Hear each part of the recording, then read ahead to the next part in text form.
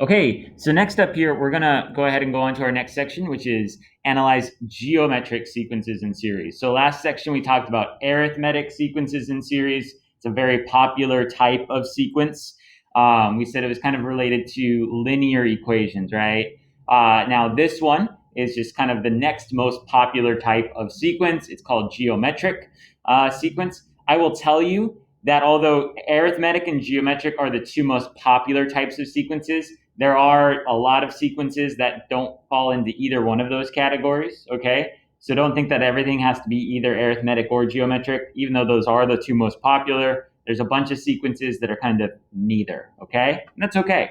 But we'll talk about geometric sequences today. So geometric sequence is a sequence in which the ratio, and so that's going to be our kind of key word for this section, is the ratio of any term to its previous term is constant. Now, what's a ratio? Well, a ratio is really just a fraction, correct? And so we're going to be looking at the ratios by creating fractions, by creating division, all right? Okay, next up, common ratio, the constant ratio between consecutive terms of a geometric sequence, denoted by R. So we'll have R here will be like our main thing we're always trying to find, much like the common difference D in the arithmetic sequence that we are always trying to find. Now we're looking for that common ratio R, okay? And then we'll also talk about geometric series, which is the expression formed by adding the terms of a geometric sequence. Okay, great. Okay, so let's take a look at our first sequence here. So we got 1, -4, 16, -64, 256. So what we see here is that they have set up how they want us to check this. So we're creating a fraction here. You see, we're creating division. We're doing A2 divided by A1. They did that for us here. They got -4. Once again, that in and of itself doesn't really mean much. We have to check all the rest of them. So I'll do 16 divided by -4. And I see that that gives me that same ratio, correct? It is -4 again. So I need to keep checking here. So if I did -64, a sub 4 divided by 16, which is a sub 3, you can see we get -4 again. And then 256 divided by -64 gives us -4. Each ratio is -4. So the sequence is geometric. So just like with the arithmetic sequences, if even one of those comes out differently, then the whole sequence is not geometric, okay? So you can see it's very similar to how we found the common difference, except we're dividing instead of subtracting, but we are still doing that backwards. Notice that it's A2 over A1, it's not A1 over A2. Just like when we subtracted, it was A2 minus A1, right? Okay. So the common ratio R is -4. That's good stuff. You guys know what type of sequence the pirates prefer? They prefer geometric sequences. You know why? Because of the R. Okay, good stuff. Okay, so just like with arithmetic sequences, like this is the official way to find R, but there is a little bit of a shortcut here. If we go back to the sequence and we think to ourselves, what do I have to multiply to go from here to here? -4, -4 times -4 times -4.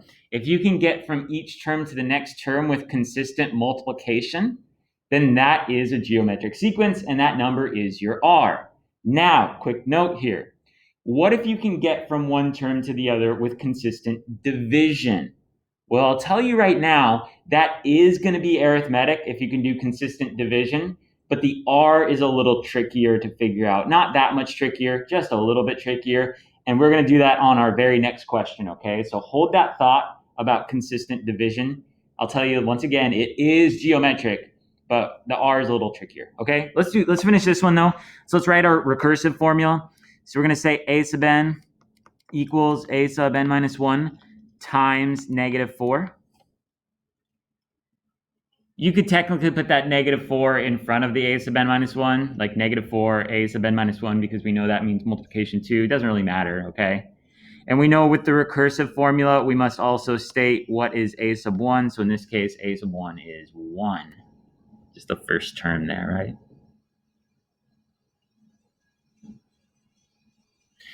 Okay, so let's take a look down here at practice problem number 1.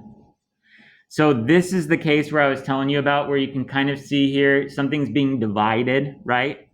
And since I kind of know these numbers, I know that this is divided by 4. So I'm going to go ahead and write that down. Divided by 4, divided by 4, and divided by 4. So then I know that this is geometric, okay? But R is not about what you divide as you go forward. R is about what you multiply as you go forward, okay? So if you have found consistent division, here's what you do with R. R would be the reciprocal of that number, okay? Because multiplying by 1/4 means the same thing as dividing by 4. But we're not trying to say what we need to divide by. We're trying to say what we need to multiply by. So if you figured out what you need to divide by, that's fine. Just do the reciprocal, and that's what you need to multiply by, okay? Or another option here, if you don't like that, remember what I always said about arithmetic. If you can't do it in your head, go back and do the official definition of R, right? So go back and do what's a sub 2 over a sub 1? And you're like, okay, that's 128 over 512, right? And you're like, okay, that's 0.25. Okay, that's 1/4. Got it?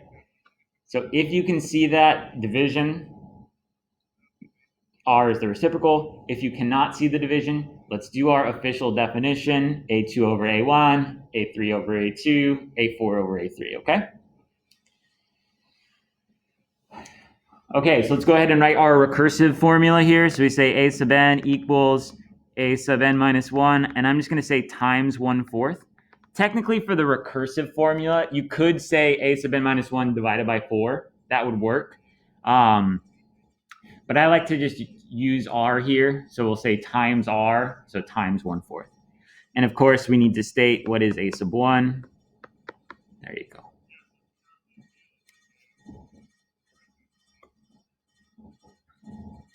All right, I think number 2 we can do in our head again. So it's just times 3, times 3, times 3, times 3. Okay, so since that is describing what's being multiplied, that is just my R here is just 3. We noticed that our R on these two was positive, correct? Okay, our R on our example was negative. What does a negative R do to the sequence? It makes it alternate positives and negatives, okay? If your R is positive, it's just going to stay the same the whole way. It could actually be all negatives. If your R is positive, it just means you start off with a negative and you keep it negative, so R would be positive. Or if you start off with a positive and it's all positive. All right, so we get A sub n equals A sub n minus 1 times 3, where A sub 1 equals 1.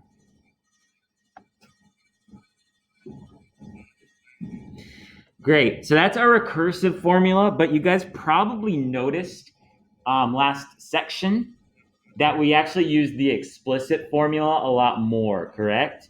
So let's learn our explicit formulas now. And once again, since you guys are allowed to use your notes on the test, you don't have to memorize these, but you have to be kind of familiar with them, right? And tomorrow I'll give you guys a formula sheet that has, because I know we got a lot of formulas in this unit, so I have a formula sheet that has everything all in one kind of, grid. And so it's really well organized and stuff, okay? Okay, so much like with arithmetic sequences, geometric sequences actually have 2 versions of the formula as well. Okay, so I'm going to show you both. So our first one, A sub 1 times R to the power of n minus 1. So you can see these ones look like exponential formulas, and it's actually good that we did exponential equations last unit, correct? And so the other version here is A sub 0 times R to the power of n.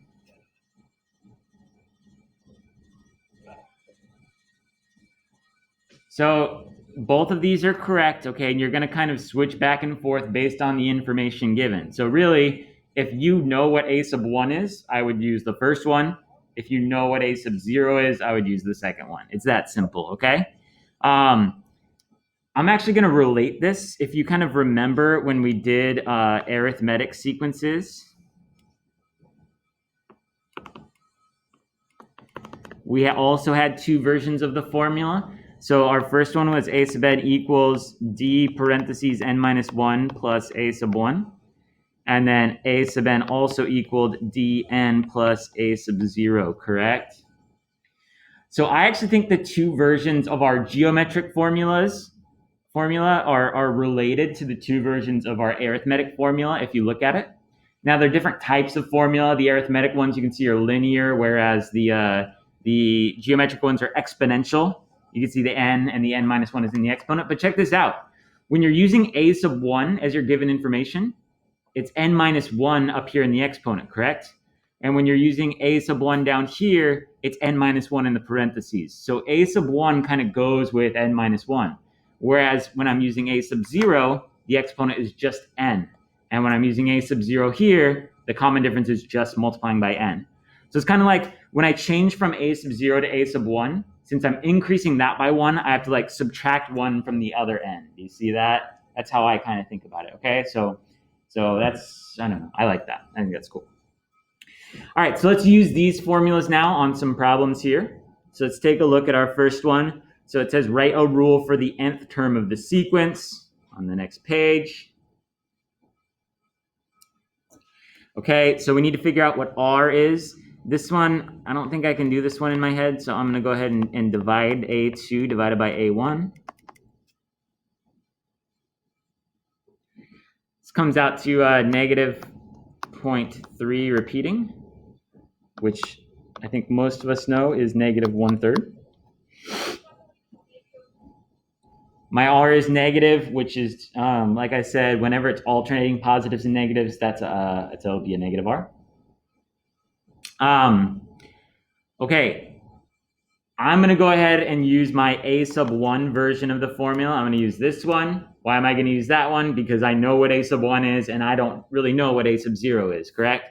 Could I figure out what a sub 0 is if I really wanted to? Yes, I could. But since I already have a sub 1, I'm just going to use that. So we'll say a sub n equals, and then I put a sub 1 right there. I'm going to put r there. R, especially if r is a fraction or a negative or both, definitely use parentheses around your r. Very important there. And we know our exponent's going to be n minus 1, right? Okay. That's it. That's my formula. That's a sub n equals, okay, the nth term. Should I multiply it at 972 and negative 1/3 together? No, never do that. Why not? Because negative 1/3 has an exponent, right? And I don't know what that exponent is yet. So I'm not allowed to multiply before I do my exponents, and I don't know what that exponent is. So don't do that. Just leave it like this, okay? Now, they did ask us for a sub 10, right?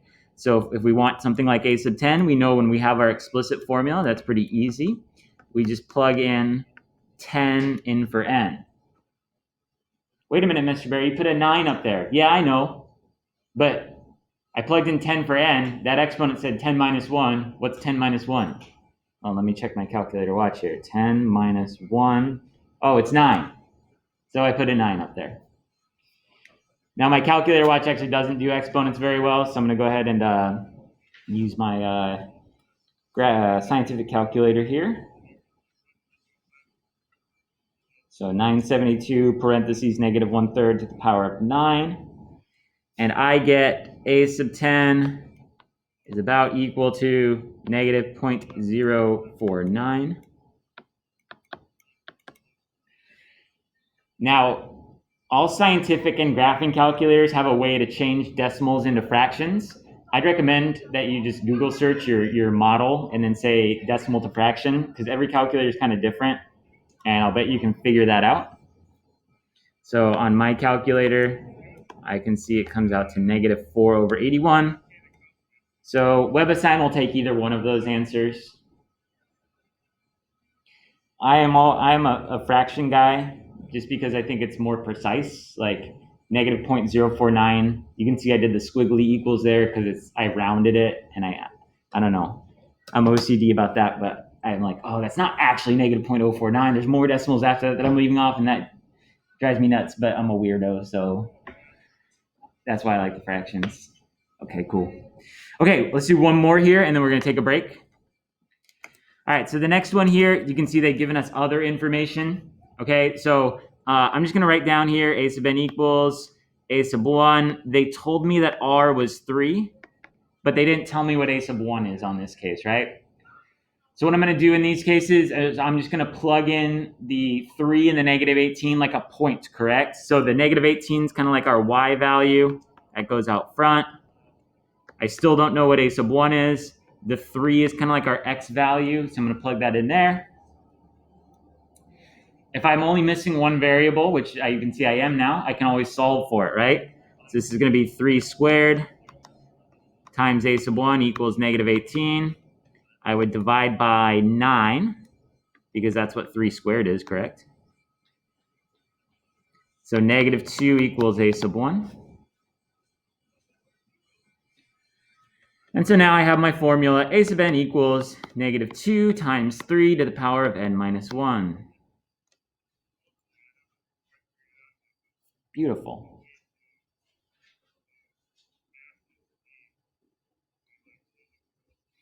Okay. Shoot, we don't have enough time for, actually, let's do one more. Yeah, we do have time for one more. Let's do number 5. It's the same as, kind of the same as number 3, so it shouldn't be too tough here, pretty quick. This one I can even do in my head. I see, okay, this is just times 2 times 2 times 2, right? So I know r is 2. I know a1 is 14. So I could say a sub n equals 14 times r, 4 times 2 to the power of n minus 1. All of these are asking for a sub 9 as well. So I'll just plug in a 9. I always do that n minus 1 in my head.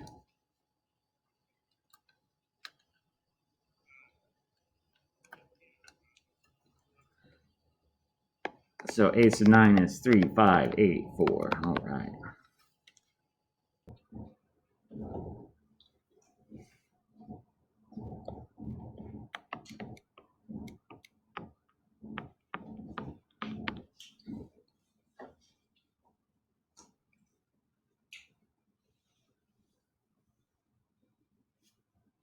All right, so number 6 here, very similar to number 4. Same idea here. So we're going to set up our a sub n equals a1 is unknown, but we know r is 3. Sorry, negative 3, excuse me. And so we'll go ahead and throw the n minus 1 up there. Okay, then we'll plug in our point here. So we know it's 324 out front. And then 5 in for n is going to turn our exponent into 4, correct? All right, so we'll say 324 equals a sub 1 times 81. So I'll divide that by 81.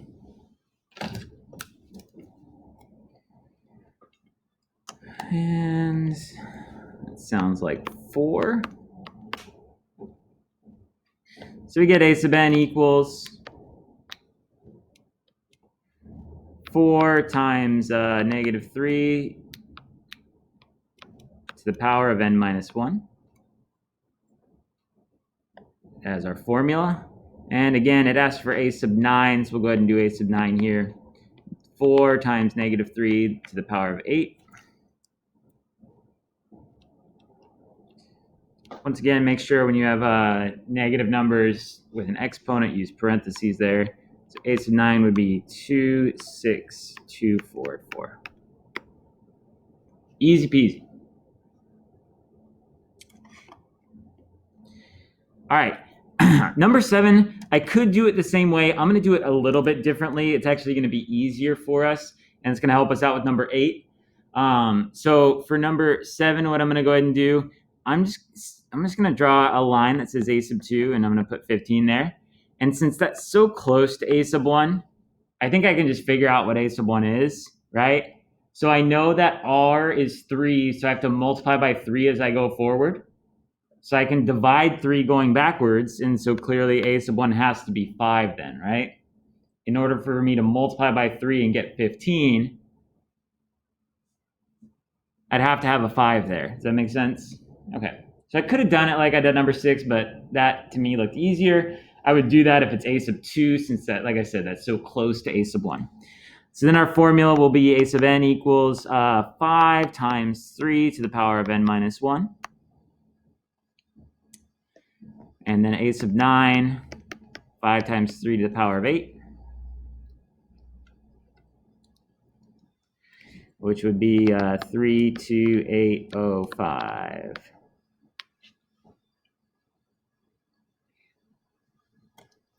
All right, now this is going to help us out here with number 8. So number 8, you can see they give us just 2 random terms here. So I would use that kind of a line method here.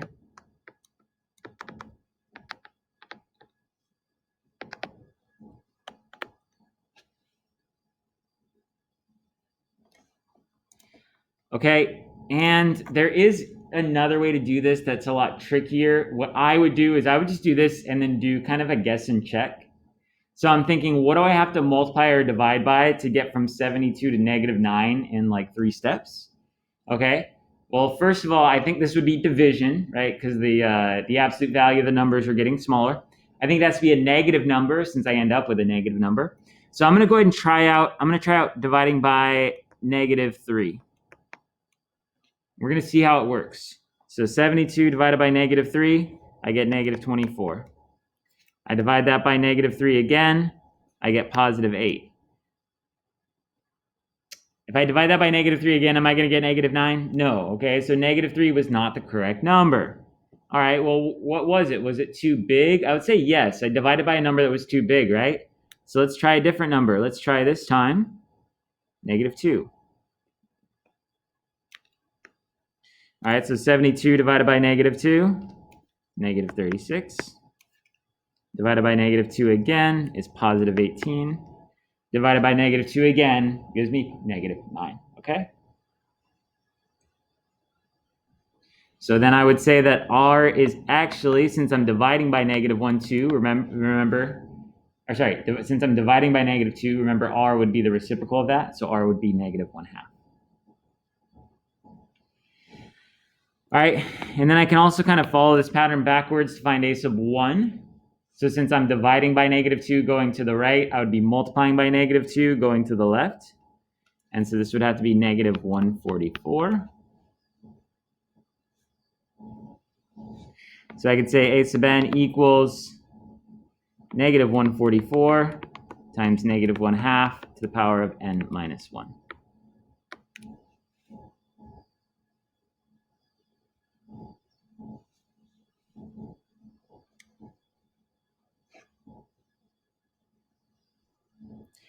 All right, let's do one more here, number 9.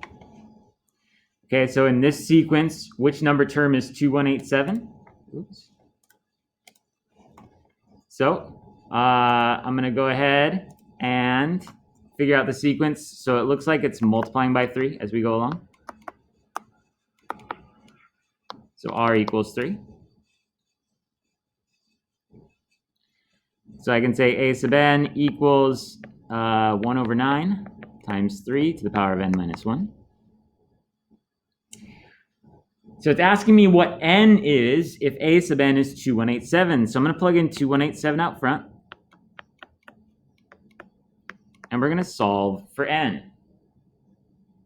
Well, we're solving for a variable in the exponent. So what that tells me is we have to use logs. Okay, we learned that in a previous unit here, that if your variable's in the exponent, you have to use logs to solve it, correct? So I need to isolate the base of 3. So I'm going to multiply both sides by 9.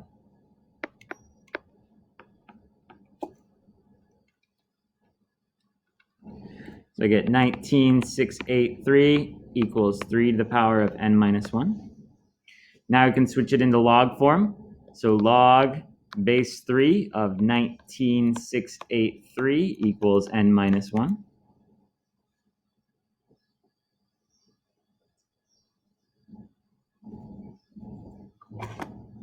We use change of base formula to type it into our calculator. Log of 19,683 over log 3 equals n minus 1.